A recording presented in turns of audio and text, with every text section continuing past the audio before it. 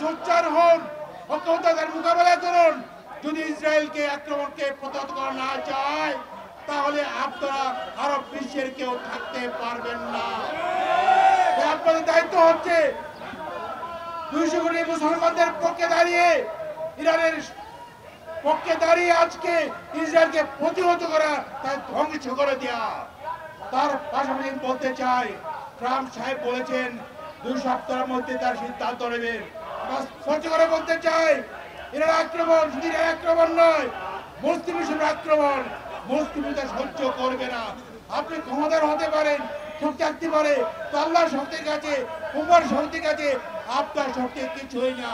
তাই আজকে আমরা স্পষ্ট করতে চাই, আর মুনাফিকি করবেন না, বিচারিক আশ্রয় নেবেন না। মুখে গণতন্ত্রের কথা বলেন, শান্তির কথা বলেন, ইসরায়েলকে আবার সাহস দিচ্ছেন। তাই আমরা স্পষ্ট করে বলতে চাই, ইসরায়েল হোক আমেরিকা হোক, মুসলিম বিশ্বকে, রাষ্ট্রবর্গকে ঐক্যবদ্ধতার মোকাবেলা করতে হবে, তার কোনো বিকল্প নাই। আমি আহ্বান জানাচ্ছি, মুসলিম ঐক্যবদ্ধ হয়ে ইসরায়েলকে প্রতিহত করার জন্য এগিয়ে আসার আহ্বান জানাচ্ছি।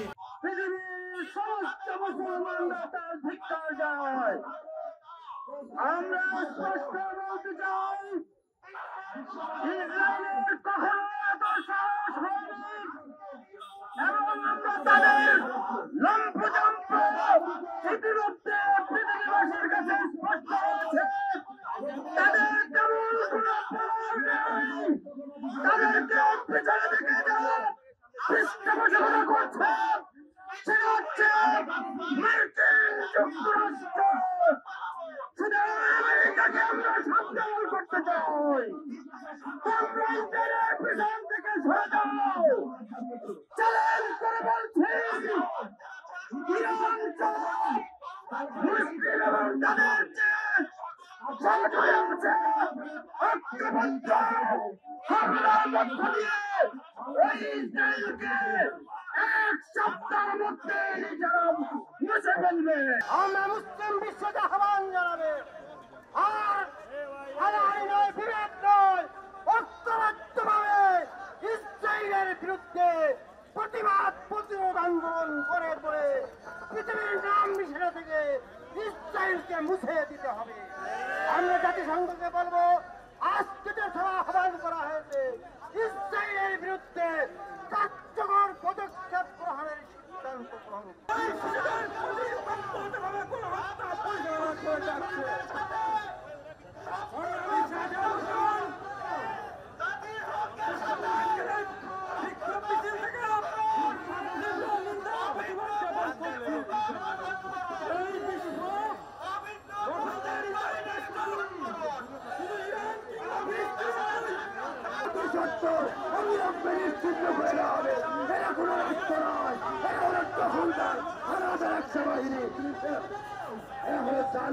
অত্যাচারী স্বৈরাচার, এরা এদেরকে পৃথিবী থেকে নিশ্চিহ্ন করতে হবে। চাই